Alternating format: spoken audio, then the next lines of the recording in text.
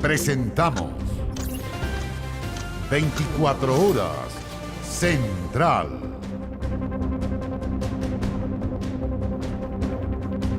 ¿Qué tal? ¿Cómo les va? Muy buenas noches, bienvenidos a las noticias en esta jornada de día sábado. Vamos a comenzar de inmediato en la zona de la emergencia, donde hemos estado monitoreando la situación durante los últimos días, y vamos a partir en la región del Maule, donde los vecinos y también los locatarios, principalmente de Licantén, continúan con mucho esfuerzo tratando de limpiar sus casas y también sus lugares comerciales que están todavía llenos de barro. Dani Linares permanece ahí en la zona y nos reporta a esta hora. ¿Qué tal, Dani? Buenas noches. ¿Cómo estás? Muy buenas noches. Con mucha garra, con corazón, todos los vecinos de Licantén apoyándose unos a otros, vecinos, familiares, amigos que han llegado de otros pueblos aledaños a ayudar, a poner el hombro para poder levantar un pueblo que está completamente devastado por el agua. Y hoy se ejemplificó aquello en lo que estamos compartiendo con ustedes, este comedor solidario ya instalado para ofrecer almuerzo, colaciones, alimento, agua también para quienes están trabajando, para quienes están sacando el barro con lo que pueden, con lo que tienen a mano. Junto con eso, donaciones de fundaciones como la Fundación Teletón, que se hizo presente durante esta jornada repartiendo alimentos y elementos de aseo para los diferentes lugares, en el comedor solidario y también en el gimnasio municipal de Licantén, que hoy es un albergue. Se ha ido avanzando en la recuperación de los espacios. En la Villa Los Robles, que es el sector inundable de Licantén, ya se está trabajando con maquinaria, esto provisto por diferentes empresas, la celulosa Arauco, también otras compañías que han prestado también su equipamiento para ir avanzando. De ello, buenas noticias, se ha recuperado la escuela básica de la comuna, está ya habilitada en sus primeras jornadas de trabajo para poder limpiar y el despeje. Son algunos de los avances en torno a la reconstrucción de este espacio que ha ido avanzando poco a poco. Vamos a revisar el detalle de lo que ha ocurrido durante esta jornada aquí en el Licantén durante toda esta jornada, con trabajos que se han visto, por ejemplo, con el descubrimiento de casas que no se habían abierto desde el temporal hace una semana atrás,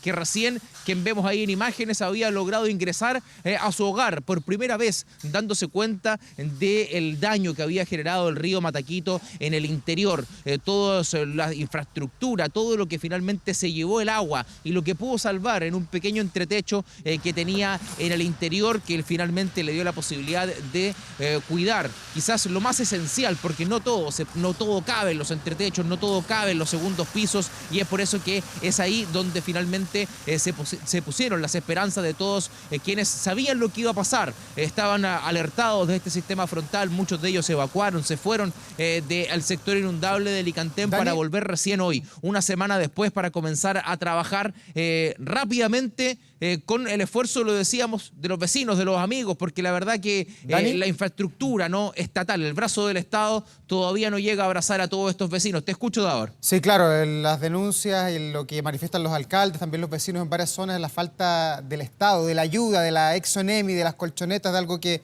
era bastante tradicional en nuestro país cuando habían otras emergencias. Pero quería preguntarte por la gente, por la salud mental, sobre todo de los vecinos de Licantén, que están, tú lo decías, doblemente golpeados. La tragedia de ahora y también las de fines de junio. La de fines de junio ya había sido devastadora, luego de limpiar toda la casa, de intentar recuperar la vida cotidiana, vino este nuevo golpe de la naturaleza. ¿Hay algún trabajo de salud mental con psicólogos para los habitantes de esa ciudad? Por ahora de aquello todavía nada, pero el ambiente que se respira dentro de los propios vecinos es muy alentador, es muy de tirar para arriba. La verdad es que ninguno se da el tiempo de poder detenerse a lamentarse, sino más bien trabajar. El trabajo que está dando frutos, avanzando con los espacios de recuperación de cada uno de los locales y también de infraestructura pública, que lo vamos a revisar en detalle en la siguiente nota.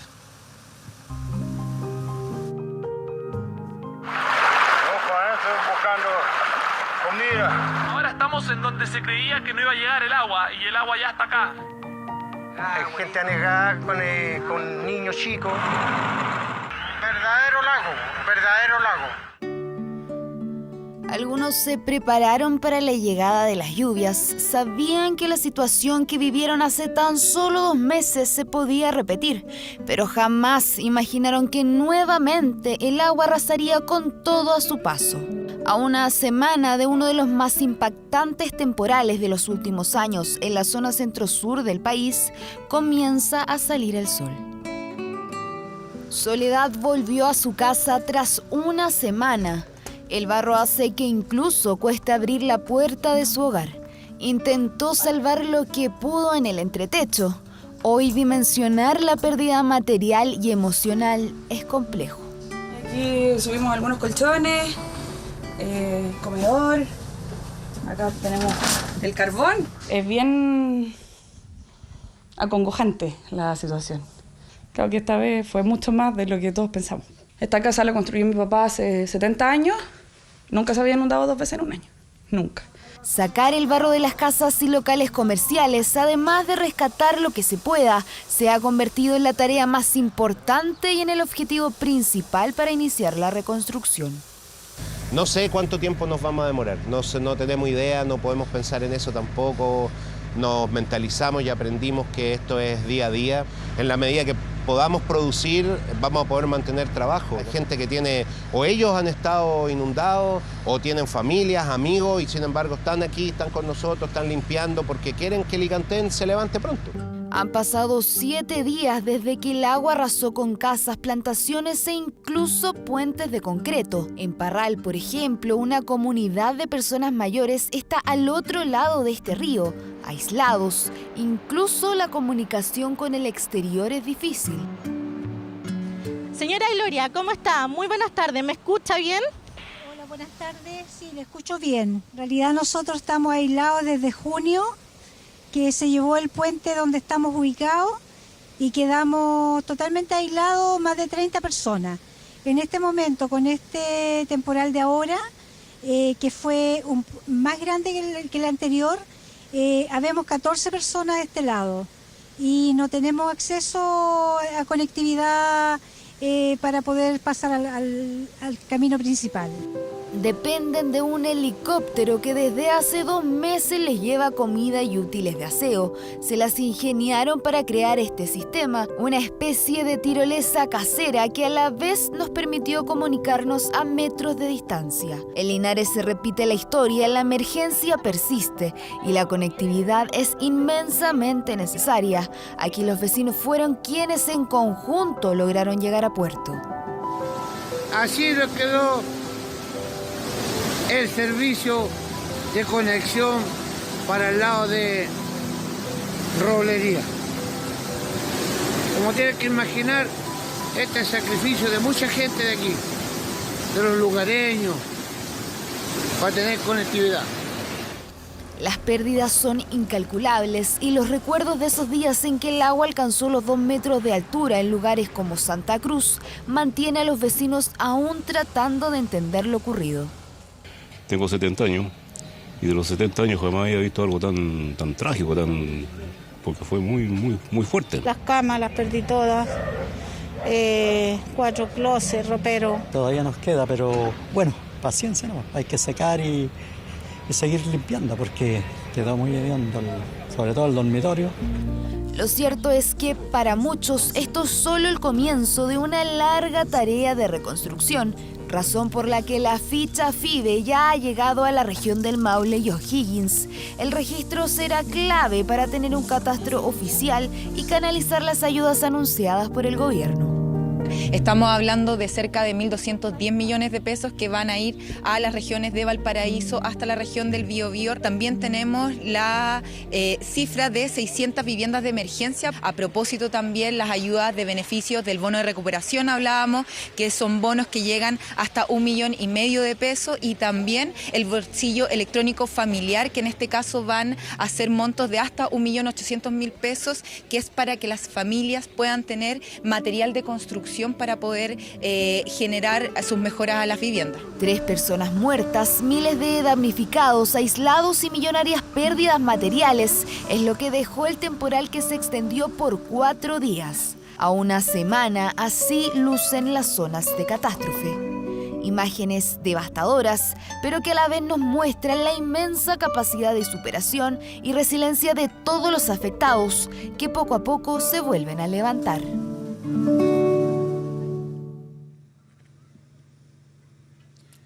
Y la gran mayoría de ellos pretende seguir en los lugares donde los pilló este sistema frontal, reconstruir ahí, levantar ahí sus emprendimientos, sus sueños, sus negocios, recuperar también las viviendas, muchas de ellas de sus padres. Así que sin duda será un trabajo bastante largo y queda mucho todavía por recorrer luego de este sistema frontal, el cual ya cumplimos una semana.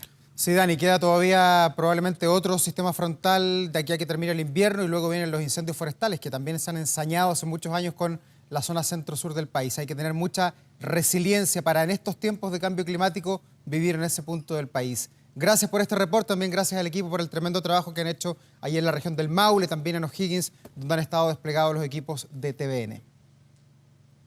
Un abrazo, nos vemos. Que estén muy bien, buenas noches. Y cuando son las 8 de la noche con 40 minutos, vamos a la pausa. Enseguida continuamos repasando las principales informaciones del país. Ya volvimos con 24 horas Central. Estamos viendo 24 horas Central. Ya estamos de regreso en 24 horas Central para contarles qué preocupación existe en la gastronomía y también en el turismo, principalmente en Reñaca. Esto tras el sistema frontal y el socavón en las dunas de Concón, que han dejado caminos cerrados y también locatarios que ya advierten bajas en las ventas. Exigen más ayuda de las autoridades. Vamos de inmediato a la región de Valparaíso. Ahí está la periodista Catalina Balboa. ¿Qué tal, Catalina? Hola Davor, buenas noches. Nosotros nos encontramos específicamente a metros del edificio Kandinsky, una edificación que ha estado en el ojo del huracán durante esta última semana debido al socavón que se produjo durante la noche de este martes por las lluvias intensas que llegaron el fin de semana pasado. Nosotros de hecho estuvimos hace una semana contándoles de este deslizamiento de arena que lamentablemente cortó la ruta Avenida Borgoño. En cámara de Fernando Quesada podemos ver cómo el contingente policial ha llegado hasta este lugar. 24/7 han estado protegiendo para el ingreso de residentes que han venido durante la tarde de este sábado a buscar sus enseres, sus elementos, lo último que les quedaba de este edificio. De hecho, que está totalmente cortada su suministro tanto de agua como de gas para evitar peligros y emergencias. Una situación que ha traído una gran cantidad de efectos, entre ellos el tema de los locatarios que se encuentran en Concón, en el sector de Higuerillas, y que lamentablemente por el corte de ruta en Avenida Borgoño, como pueden ver también en imágenes, el socavón que ha sido tan grande que se ha cortado la ruta en altura de Playa Cochoa, y que esto ha hecho que muchos turistas no hayan transitado por el camino costero, muy tradicional para la ruta del turista, que viene desde Viña del Mar, pasa por el sector de Reñaca y finalmente almuerza en Concón. Pero lamentablemente por este corte, por el gran socavón que se produjo, no ha sido así, que han preferido otras rutas alternativas. Sin embargo, esto ha hecho que el sector de Higuerillas, los locatarios de ahí, lamentablemente no hayan tenido una gran afluencia de público. Escuchemos declaraciones por parte de los locatarios y también de autoridades respecto a cómo se ha vivido estos días después del gran socavón que se produjo aquí en Reñaca. El acceso está un poco más difícil, pero lo esperamos que vengan porque estamos ofreciendo sabrosos productos, muy bonitos días nos están tocando, buena ubicación, mariscos, pescados. Después de 2 años de pandemia, 2 años el camino cortado, y ahora el camino va a estar cortado de nuevo por este socavón. Pero si hay irresponsabilidad de obras, ¿por qué la tenemos que pagar los contribuyentes, los comerciantes y los residentes? Es que yo lo encuentro insólito. Un malestar general, además, oye, la desidia. A nadie le importa un pepino, por más que digan. No hay soluciones efectivas, no nos han ayudado. Esperamos que la gente pueda venir y ver que estamos operativos y ya pasó ya lo más grave, gracias a Dios. Pueden venir por Viña, por la avenida Concón Reñaca, o si no por el Camino Internacional, que llegan directo de Rotón de Concón. Llegando acá a la entrada, tienen acceso directo a la misma costa por el sector Playa La Boca, que es donde estamos ubicados nosotros y la gran mayoría de los restaurantes de Concón. Nos corresponde hacer una fuerte organización, una campaña colaborativa, y vamos a hablar con la gente de Viña, con la alcaldesa, también para que nos ayuden a que podamos potenciar las otras vías mientras esté cerrada la costa, para que lleguen a Concón, Avenida del Mundo Eluchan, Los Ositos, Los Pellines, la Vía Pi. Es decir, tenemos Camino Internacional, tenemos otra alternativa, pero requerimos potenciar y trabajar junto a Viña y sobre todo para que el gobierno también nos ayude, nos colabore con recursos, con posibilidades de poder llevar adelante una campaña para que la gente venga con compras. Estamos haciendo una evaluación para ver los efectos indirectos que tiene sobre todo este mal momento que estamos pasando con un tremendo socavón, que es lo que está impidiendo el paso costero tanto de sur hacia el norte y de norte hacia sur. Estamos en rango de un 40% recién de ocupación y obviamente estamos invitando a que la gente venga, pero respetando obviamente todos los cordones de seguridad que hay en la zona del socavón. Tenemos una veintena de prestadores de servicio turístico entre restaurantes y hoteles que están justo ahí en la zona de Reñaca, que han sido más afectados por el corte de la calle. Una baja afluencia de turistas en el sector de Higuerillas. El llamado es que vengan a visitar. Hay otras rutas alternativas quizás más dificultosas para llegar hasta ese punto. Sin embargo, es una alternativa porque estas personas han tenido problemas por la pandemia, luego por distintas cortes que han ocurrido en Avenida Borgoño y finalmente por esto lo que pasó, socavón, que fue debido a el fallo de un colector de obras hidráulicas que finalmente fue una responsabilidad asumida por el Ministerio de Obras Públicas, que se espera cerca de 8 meses sea la reparación de Avenida Borgoño, justamente coincidiendo también con la temporada estival en que viene mucho turista desde la región de Metropolitana y otras regiones hasta este punto de Viña del Mar, Davor. Claro, Catalina, y como decían los locatarios, les ha tocado durísimo. Ojalá haya un buen plan de contingencia para las fiestas patrias, que son hartos días de asueto, donde mucha gente tradicionalmente se escapa a Viña del Mar, va a comer a Concón y se van a encontrar con este panorama, a menos que haya algo que entregar, que comunicar y que hacer, sobre todo en ese lugar donde se produjo este inesperado socavón. Gracias por el reporte desde la región de Valparaíso, que estés muy bien, buenas noches. Y a continuación les vamos a mostrar un adelanto de lo que será a contar de este martes una nueva entrega de Series 24, esta vez centrada en lo que fue el exilio de miles de chilenos en Europa tras el golpe militar, la solidaridad, la resistencia y también el retorno de compatriotas con testimonios y también con imágenes inéditas y además un viaje a las principales ciudades que acogieron a chilenos en el viejo continente. 50 años y la huella de Europa en Chile desde este martes en 24 Horas Central. Me acuerdo que amanecimos con mucha curiosidad por lo que estaba pasando. Pasábamos con la radio prendida. El Palacio de la Moneda deberá ser evacuado antes de las 11 horas. Yo creo que ninguno de nosotros estaba preparado para algo tan brutal.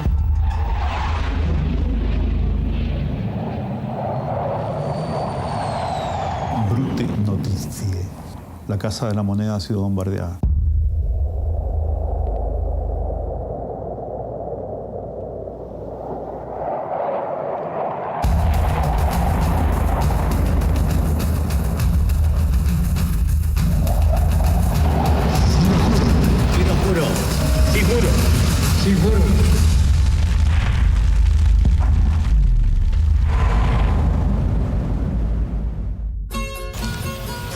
¿Hasta cuándo? Son 12 días, por Dios.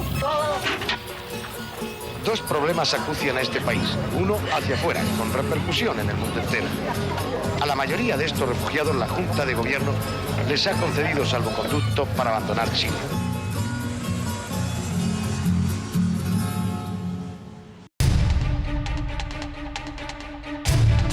Nos iban a detener, a torturar y nos iban a matar. Los momentos más críticos de la historia de Chile movilizaron los gestos más grandes de solidaridad.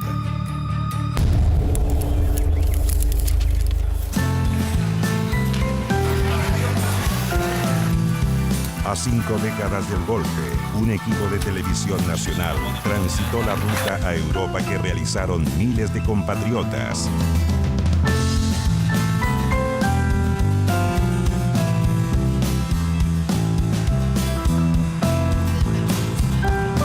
El reencuentro con quienes tuvieron que contar al mundo lo que ocurría en Chile. Hola, Chas. Hola, ¿cómo está? Gracias por recibir a la televisión chilena. Que hemos vivido, esta celebración cobra un doble significado. toda la gente de la Junta vista partout. Ah, ya, entiendo. Su mirada estaba para todos lados. Pinochet es el único que directamente en el lente. Aquí se guardan las imágenes que Televisión Española rodó en su momento en Chile, en Santiago de Chile, tras el golpe militar. La frontera de Chile estaba cerrada. 3 días antes, el presidente Salvador Allende había muerto. Eran de las primeras imágenes que ya eran en color. Y sí, evidentemente está la llegada de Pinochet al funeral, está guardada aquí.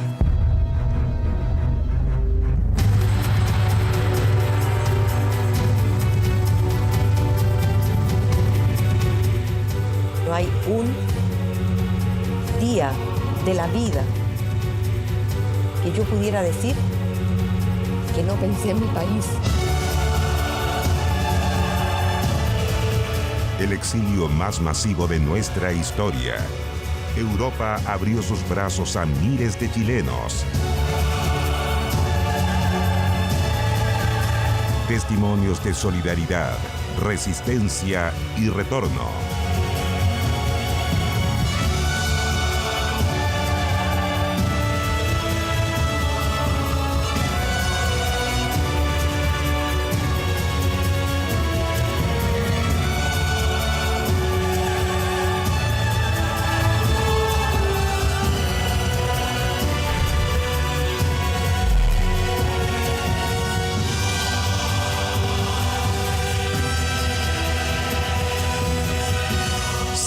Años y la huella de Europa en Chile.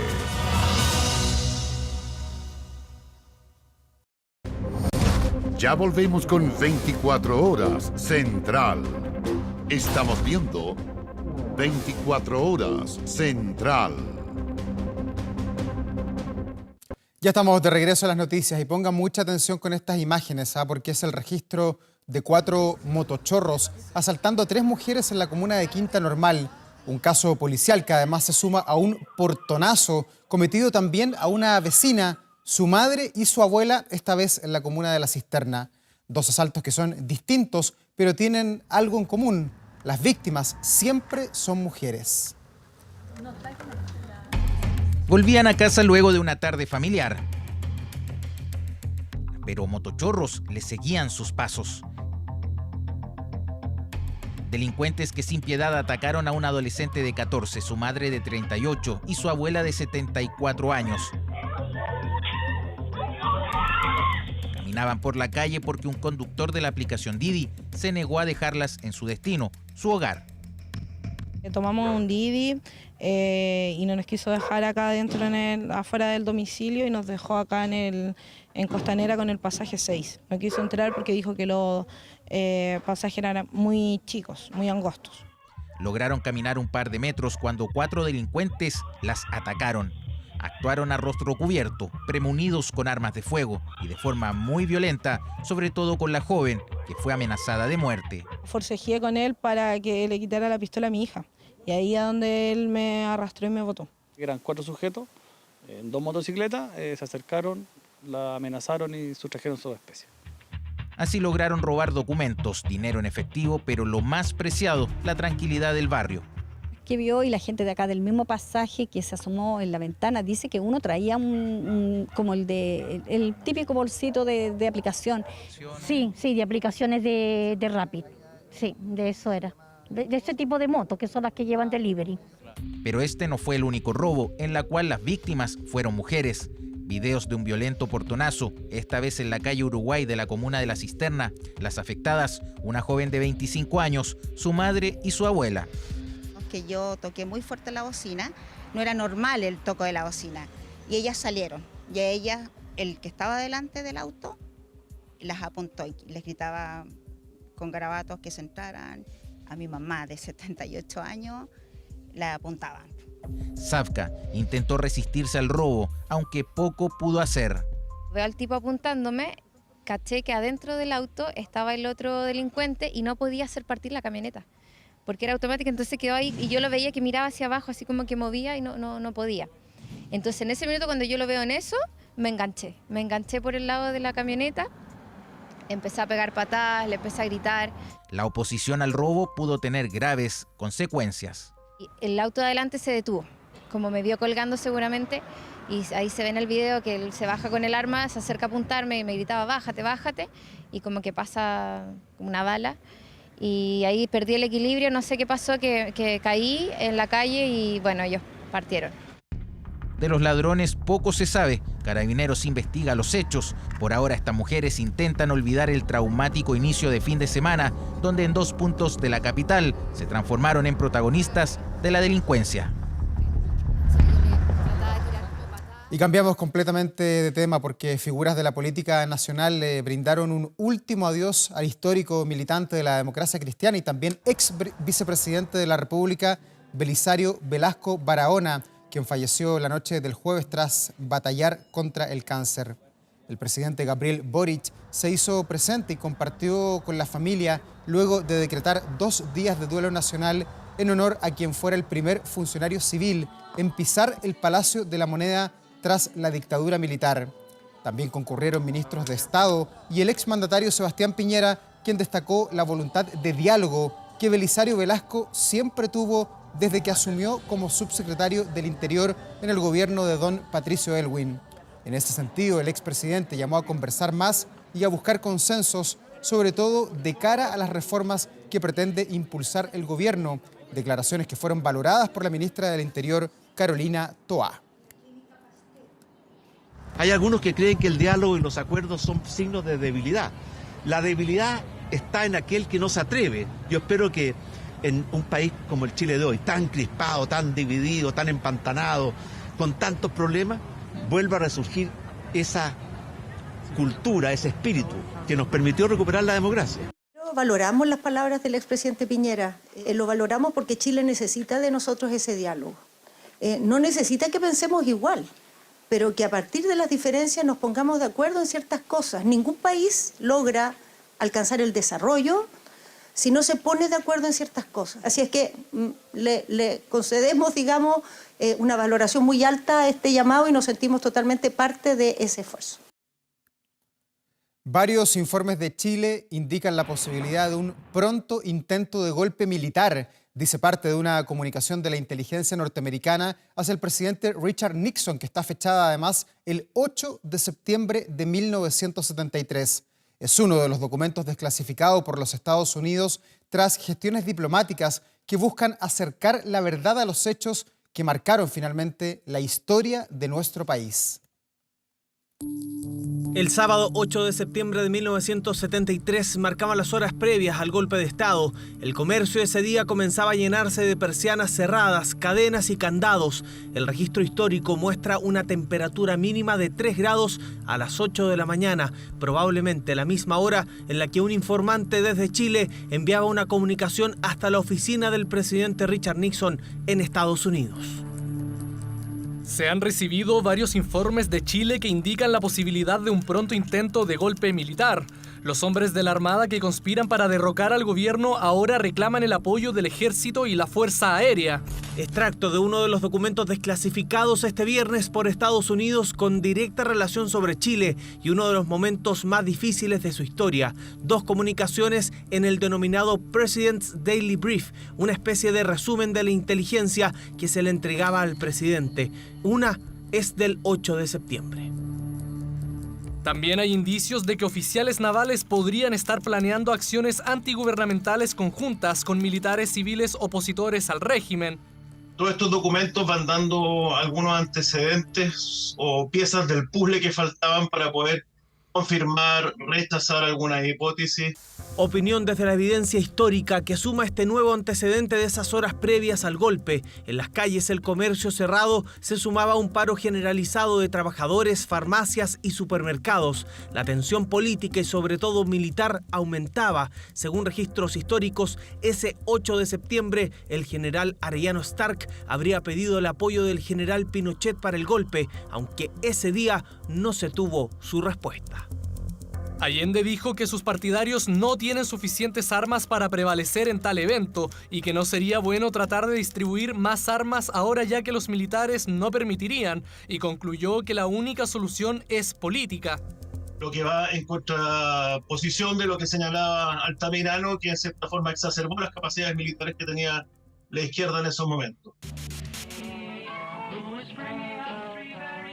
Esta era parte de la programación de Televisión Nacional de Chile ese sábado 8 de septiembre. La historia daría cuenta que el nombre del programa de Sergio Livingstone era el fiel reflejo de lo que en las calles ocurría. Los planes de los oficiales de la Armada para desencadenar una acción militar contra el gobierno de Allende cuentan con el apoyo de algunas unidades clave del ejército. La Armada también cuenta con la ayuda de la Fuerza Aérea y la Policía Nacional. Los socialistas, los extremistas de izquierda y los comunistas están igualmente decididos a no ceder. Segunda comunicación revelada casi 50 años después de ocurrida. Esas fueron las palabras del informante al presidente Nixon a solo horas de producirse el bombardeo a La Moneda.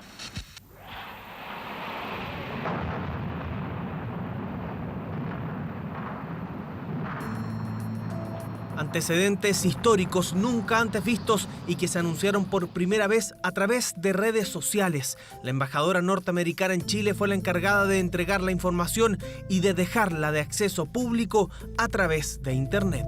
La desclasificación de archivos de esta documentación promueve la búsqueda de verdad y refuerza el compromiso de nuestros países con los valores democráticos. Quizá el mayor aprendizaje que podemos hacer es tener una democracia robusta que logre resolver todas nuestras tensiones.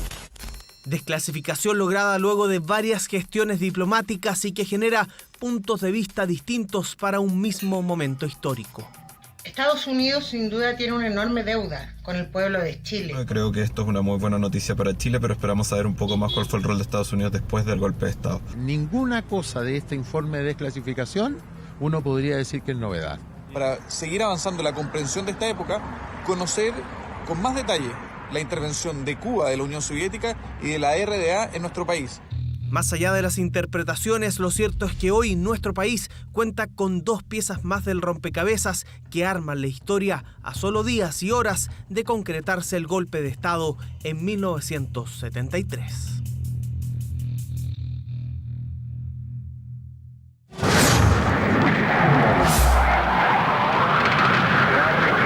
...50 años, golpe de Estado. El año 1986 el Partido Comunista lo había decretado como la caída del régimen de Pinochet por la vía armada. Para ello internó una cantidad impresionante de armamento en una pequeña caleta del lado norte de nuestro país llamada Carrizal Bajo. Estaba todo listo, pero cometerían un error. En el tema de Carrizal, la tarea que me asignaron a mí fue encontrar armas en alguna parte. El desembarco terrorista más grande que ha habido en América. Yo creo que aquí hubiera corrido mucha sangre, mucha sangre.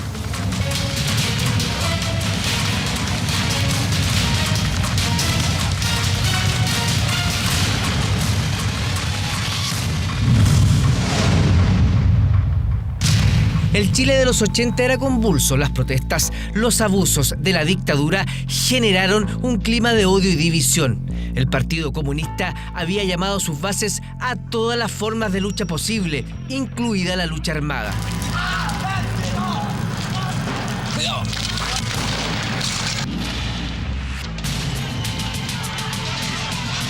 Y el año 1986 fue catalogado como decisivo para el PC y para su cúpula armada, el Frente Patriótico Manuel Rodríguez.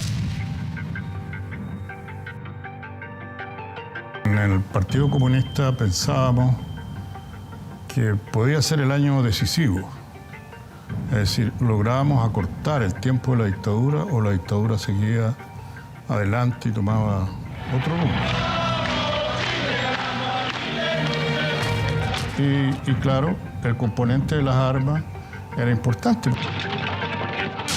Y el objetivo era la sublevación popular armada bajo la dirección militar del partido.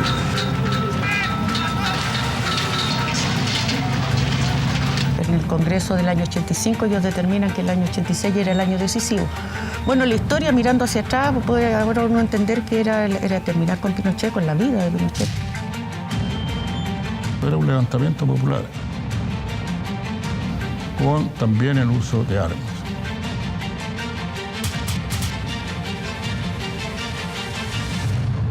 El Partido Comunista utilizaría la vía armada para derrotar a la dictadura. Ese año, en los planes, se sentenció la muerte de Pinochet, pero antes de eso se necesitaban armas, municiones y explosivos. Y se planeó entonces una operación casi de película, un plan osado, para algunos incluso descabellado y peligroso.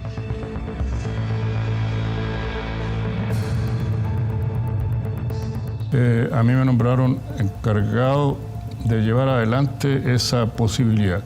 Claro, como encargado militar, pero es relativo, pero sí encargado militar. Así, ese fue el nombre que se le dio. Apuntaba justamente a tener una fuerza militar que pudiese enfrentar militarmente a la dictadura. Ellos hablaban, yo me acuerdo haber visto documentos del PC en ese tiempo, hablaban de la guerra popular. Castro designa al general Alejandro Ronda, jefe de las tropas especiales, para que participe en la parte cubana de la misión. Aunque comprometido con sus amigos, Fidel vaciló antes de enviar las armas a Chile. Abelardo Moya Toro, Claudio Molina Donoso, Alfredo Malbrich y Orlando Bahamondes coordinarán en Chile el desembarco, ocultamiento y distribución de las armas. Fotos captadas por los frentistas muestran los lugares visitados por Molina, Moya y Malbrich. Se resuelve que las caletas más seguras y aisladas son las aledañas a Carrizal Bajo.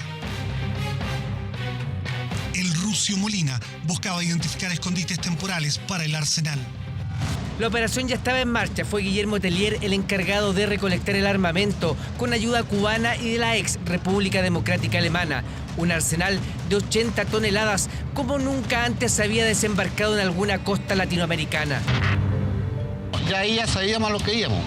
Como el tercer día, como que hicimos contacto con el grupo. El barco con el general Ronda a bordo se aproxima con arreglo a las coordenadas fijadas previamente. Luego de larga navegación, el Chompalhue se arrima al río Najasa. La maniobra resulta perfecta, iniciándose la inmediata estiva de las armas engrasadas y envueltas en plástico. Los tripulantes chilenos tuvieron escaso contacto con los cubanos. La tarea que me asignaron a mí fue encontrar armas en alguna parte. Y eso fue lo que hice. Un ministro de guerra en terreno. El cálculo que había era que podían llegar 60 toneladas en 2 barcos. Los barcos cubanos se instalaron fuera de las 200 millas de soberanía marítima chilena, donde pequeñas embarcaciones pesqueras tomaron contacto para desembarcar las armas en la playa de Carrizal. En tierra, el Frente Patriótico ya tenía armada toda la logística. Miles de dólares son gastados en la compra de 16 vehículos, incluidos camiones, camionetas, jeeps. El Frente adquiere también los pesqueros Chompalhue y Astrid-Sur, botes de goma Zodiac, motores fuera de borda. En Vallenar se constituyen en octubre de 1985 2 empresas de fachada, con permisos en regla. Un grupo empieza a operar en La Herradura, bajo la fachada de Chungungo Limitada, empresa dedicada al cultivo de ostiones. Incluso pasó por el lado de los barcos de la Armada y no lo detectaron. Pero hay que pensar cómo pasa un barquito, aunque sea pequeño, cargado de armas, y no lo descubren, y no descubren que fue a alta mar, que se encontró con otro barco. Y el primer viaje fue todo un éxito, el segundo también. Pero los frentistas se dedican fundamentalmente a probar sistemas de comunicación y navegación, practican buceo y reciben instrucción sobre guerrilla urbana. Me acuerdo que en uno de los desembarques había mar gruesa, como llaman, y muchos de los bultos cayeron al agua, al mar, cerca de la costa. Algunos buzos que trabajaban, que estuvieron en el programa de ingreso de armas, ellos la sacaron, pero la verdad es que gente que se la jugó, toda esa gente. La descarga comenzó esa misma noche, mientras espontáneamente comenzó a elevarse junto al ruido del oleaje la vieja canción partidaria.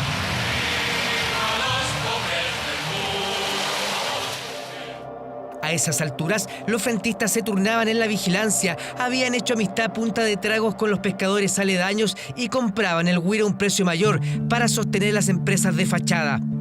Depositadas provisoriamente en una excavación cercana a la caleta, las armas fueron escondidas luego en socavones mineros próximos. Hasta que dejaron escapar un pequeño gran detalle. Se toman fotos, suponiendo tal vez que allí está la semilla de un triunfador ejército revolucionario. No imaginan que esas fotos serán su perdición. No tenían que haber sacado fotos, y esa era una recomendación que la teníamos nosotros. Ahí se cometió un error, pero aquí llegaron algunos policías que no eran de la zona y sencillamente empezaron a mirar mejor las cosas y pillaron de sorpresa a unos compañeros que estaban en eso, tratando de sacar armas del lugar. Entonces pillaron algunos fusiles ahí y ya se dieron cuenta que era algo de otra magnitud. El primer desembarco pasó inadvertido, pero ya habían señales que despertaron suspicacias. Se habló de movimientos extraños y contrabando de locos. Y mientras tanto, la policía, advertida por una alcaldesa de Mar, dijo que se estaban traficando locos. Le pagaban coimas a los policías de la zona para pasar locos. Y la verdad que era el transporte de armas. Los más de 1000 M16, las toneladas de explosivos y los lanzagranadas ya ingresados no parecieron suficientes al frente, que planificó nuevos desembarques. Yo dije, mire, dejen todo eso ahí, esas armas que están ahí, y váyanse. Ganó, sin embargo, la tesis de que esas armas no podían quedar ahí, había que rescatarlas, porque si no se iban a dar cuenta que hubo un ingreso de armas. Yo decía, bueno, que se den cuenta, pero no saben dónde están las armas. El peligro no es que encuentren un arma, sino que encuentren a las personas que saben dónde están las armas. Luego de hablar con la alcaldesa de Mar y conseguir los servicios del vaquiano Emiliano del Tránsito, los agentes de la CNI se dirigieron a Corrales. Después del mediodía, descendieron por la sinuosa senda sin que el guardia Ítalo Moya, armado con un M16 y un lanzacohetes, se percatara de la intrusión. Al revisar el ruco aparecieron documentos y vainillas percutadas. Más que tráfico ilegal de locos, parecía una operación de espionaje internacional o una escuela de guerrillas. Oye, padre, quédate quieto con tu madre.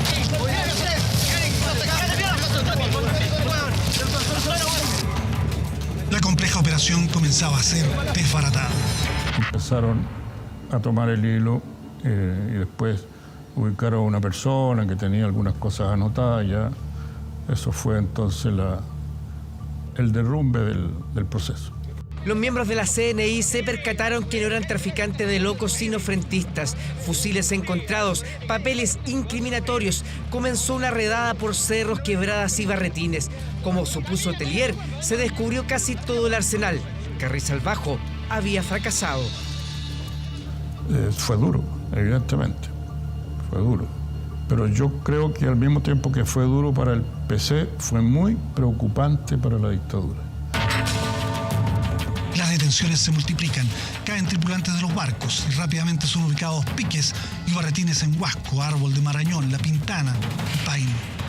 Al menos 200 personas están implicadas directa o indirectamente en la internación ilegal de 70 toneladas de material de guerra hacia la tercera y cuarta regiones. Esta fue el desembarco y operación de internación ilegal de armas más grande de la historia en los países sudamericanos. Pero después la historia sí demostró que efectivamente fue una vinculación, ¿no es cierto?, con el gobierno cubano, que fue el que entregó las armas, que se trataba de armas que habían sido recuperadas, armas norteamericanas recuperadas en la guerra de Vietnam, que Vietnam las traspasó a Cuba y que Cuba las traspasó al Frente Patriótico Manuel Rodríguez en Chile. El mayor arsenal terrorista, tanto por la cantidad como por la calidad del armamento, fue descubierto por personal de la Central Nacional de Informaciones en una operación de inteligencia desarrollada en la zona costera frente a Vallenar. RPG-7 raya B corta, el más moderno y eficaz en su tipo, que usa actualmente el ejército ruso en Afganistán. Los extremistas, en una mina abandonada de cobre, habían depositado una cantidad bastante apreciable de fusiles automáticos. La guerra que estamos desarrollando, que no hay fuego, pero hay acciones, y los políticos siguen hablando. ¿Cuánto hay aquí? 1.300 kilos, me dijeron. 1.300 kilos. 1.300 kilos de TNT. Es decir, con esto vuela medio Santiago. El régimen y los medios mostraron hasta la saciedad los M-16, cohetes y explosivos y se vanagloriaron del trabajo de inteligencia. Aunque la verdad sea dicha, más que una investigación, fue casi una casualidad mezclada con errores de los frentistas.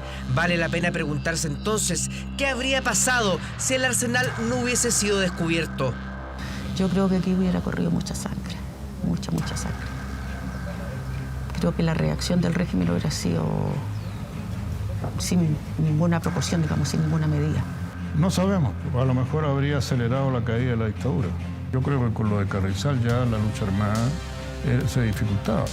Pero hubo muchas de las armas que nunca se encontraron y varios han levantado la tesis de un tercer desembarco exitoso. Puede que quede, porque se escondió en minas y muchos de los que sabían dónde estaban no lo encontraron, no los fueron tomados presos. Y se fueron con el secreto. Para esas armas después se usaron, sabemos, en el atentado contra el general Pinochet, en el que murieron sus escoltas. No estoy seguro porque es muy corto el tiempo entre que descubrieron eso y el atentado. Las 80 toneladas entre municiones, armamento y explosivos fueron destinados a los arsenales del ejército para posteriormente ser destruidas. Sin embargo, hubo un porcentaje de armamento que nunca se incautó. Según muchos expertos, varias de esas armas aún se comercializan en el mercado negro de nuestro país.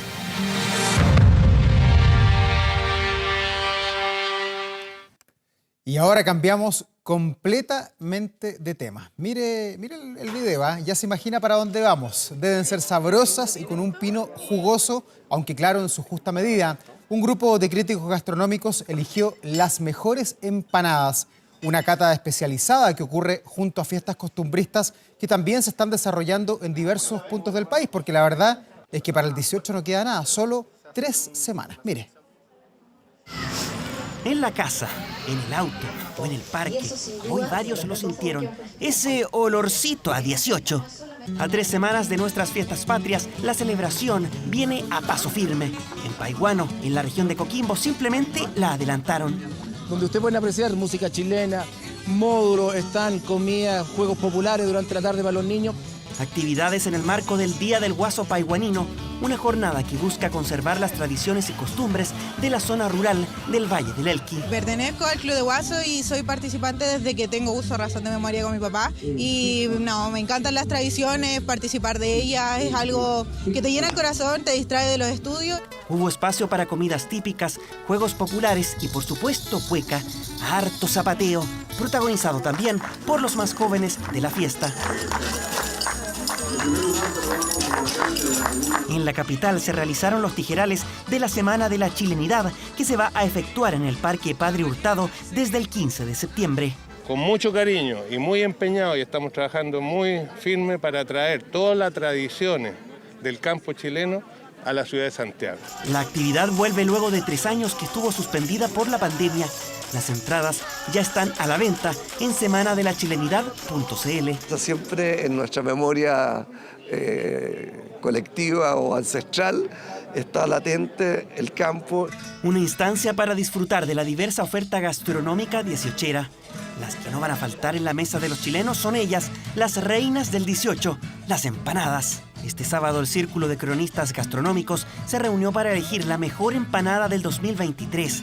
La degustación fue a ciegas, o sea, los expertos no sabían de qué local, almacenería o fábrica provenían. Lo bueno del pino es que tiene carne picada, que funciona bien, pero está soso el pino. No tiene mucho sabor, está muy cargado la cebolla. La cantidad de cebolla que tiene es mucho, entonces eso hace también que no se sienta sabrosa. No hay un equilibrio entre la carne y la cebolla. El jurado fue estricto, se fijaron en cada detalle, como la calidad de la masa, la carne y el equilibrio entre los ingredientes. Ese color no es como lo que uno está acostumbrado porque es un dorado falso y de hecho aquí adentro hay un rojo que no debería estar, tiene que ser el pino guisado, ojalá un poquito como que tiene que tener juguito pero que uno lo pueda morder sin chorrearse propiamente tal y que todo sea como congruente, que no resalte un sabor por sobre el otro. La empanada de El Sabor de Miguel fue elegida la mejor de Valparaíso. Mientras que en la capital, el primer lugar del podio se lo quedó la temucana de Peñalolén. Poner en valor este producto que es típico chileno, como es la empanada, es un producto transversal, es un producto de oficio y además es un producto que tiene una historia. Una jornada en la que los sabores y la música anticiparon el 18, que parece que viene a la vuelta de la esquina.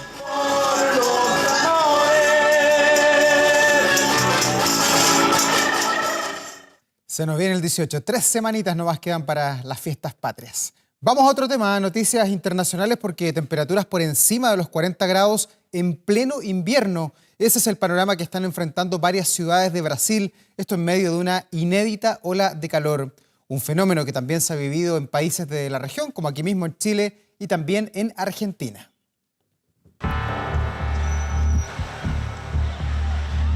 Le pueden parecer las típicas postales de las playas brasileñas, pero lo que no es para nada usual es que los termómetros marquen estas temperaturas en pleno invierno. Más de 40 grados en algunas ciudades del gigante del continente han hecho que los científicos hablen de una inédita ola de calor en esta época del año. El mes de agosto está muy acima de la media. El mes de agosto está muy por encima de la media. Las temperaturas mínimas son 2 grados superiores y las máximas son casi 3 grados por encima del promedio. Para nosotros, este será uno de los agostos más calurosos de la historia. Un récord que el mundo ya rompió el pasado mes de julio, que se estableció como el mes más caliente del que se tenga registro y que en el caso de Brasil está afectando particularmente a las zonas del este del país y la ciudad de Sao Paulo, la urbe más grande de América Latina, en donde los termómetros han marcado hasta 10 grados por encima de la temperatura normal de esta época, que suele ser de 24 grados en promedio. Básicamente a gente no teve inverno, ¿no? Prácticamente no hemos tenido invierno, son temperaturas totalmente atípicas, así es complicado trabajar. Andar con eso aquí Caminar con este traje bajo este sol es terrible. Te acostumbras, pero es malo y llegas a casa muy agotado. Pero en medio de las altas temperaturas que se viven en Brasil, hay quienes, acostumbrados al clima tropical, disfrutan del calor. Me preocupa que haga demasiado calor, pero si digo que no me gusta, estaría mintiendo. Me gusta mucho el verano y me gusta este calor fuera de temporada. Me gusta mucho el calor, me encanta el sol, así que aunque no es típico, no me molesta que haga calor en invierno, pero creo que es malo para el medio ambiente. Según el Instituto Meteorológico Nacional de Brasil, en 19 de los 26 estados, además del Distrito Federal, se han registrado altas temperaturas y baja humedad en esta semana, aunque la ola de calor se vive con mayor intensidad en las zonas de Bahía y Piauí. Los últimos 8 años fueron los más calurosos registrados y esta tendencia tiende a continuar. Lo que podemos esperar es que estas olas de calor sean más frecuentes y ya estemos viviendo en esta nueva normalidad. Los expertos aseguran que esta inédita ola de calor estaría relacionada con una masa de aire caliente, producto del fenómeno del Niño, al que se suma el impacto del cambio climático, que podría tener consecuencias catastróficas para la población más vulnerable en Brasil. El impacto es para las personas que padecen enfermedades cardiovasculares, para los ancianos y para la población más pobre. Estas personas van a ser muy susceptibles a la influencia de los cambios en el clima porque las olas de calor pueden ser mortales. Brasil se suma con esto a los países de Sudamérica que en medio de la temporada invernal han registrado temperaturas récord, como es el caso de Chile y de Argentina. Un fenómeno que los científicos aseguran que es la antesala de lo que podría ser el verano más caluroso en la historia del hemisferio sur.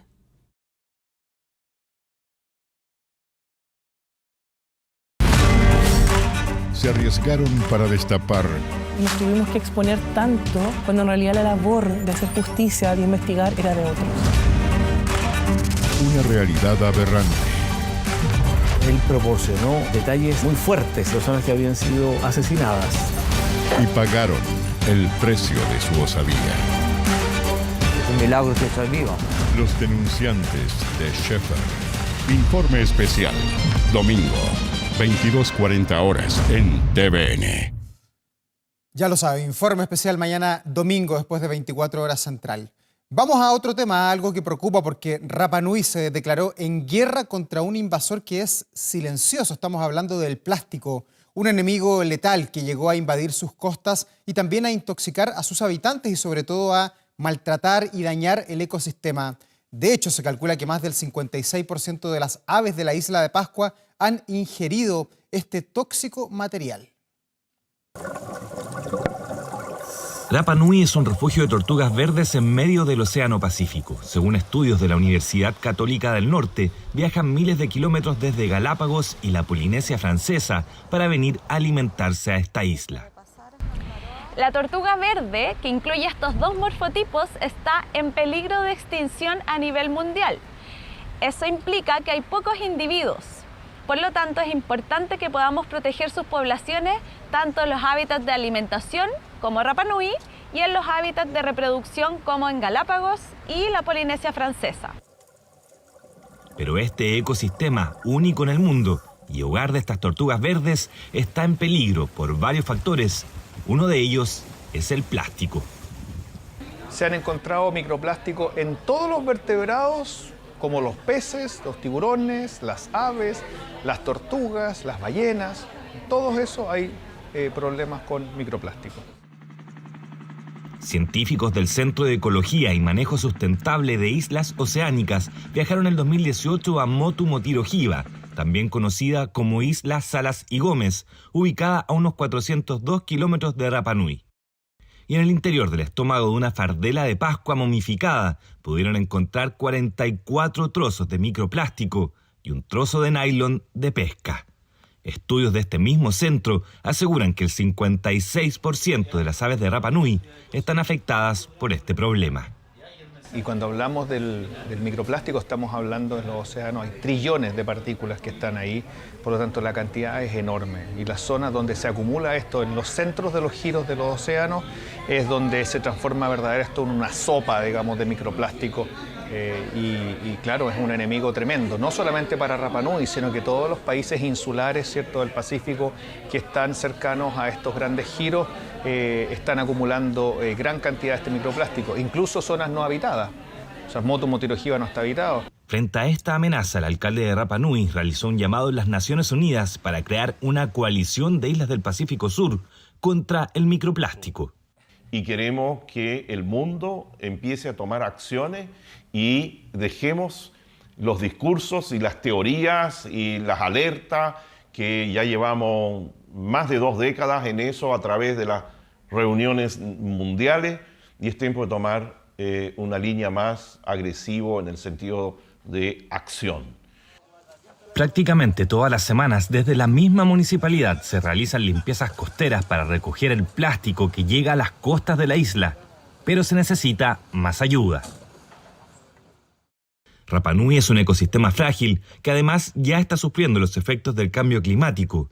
Así se puede ver en sus corales que han ido muriendo de forma acelerada debido al crecimiento de una cianobacteria. El desafío para salvar este lugar es enorme, por eso es que sus autoridades proponen una alianza mundial que ayude a proteger Rapa Nui. Estamos viendo 24 horas Central. 24horas.cl. Durante esta semana, el presidente Gabriel Boric anunció la entrega de una serie de ayudas y también de bonos para las familias que fueron afectadas por el sistema frontal que causó unas graves inundaciones en diversas zonas del país. Para conocer en detalle en qué consisten estas medidas y cuándo se va a realizar el pago, por ejemplo, del bono de recuperación, los invitamos a revisar nuestro portal de noticias 24horas.cl. Allí está toda la información, además, muchas noticias de Chile y también del mundo. Les recordamos antes de despedirnos que a partir de las 22 horas Televisión Nacional de Chile está autorizada para transmitir programas para mayores de 18 años. Terminan ya las noticias, pero usted quédese aquí en TVN porque ya viene el Mundial de Atletismo. Que tengan una muy buena jornada y un buen descanso. Que estén muy bien. Buenas noches.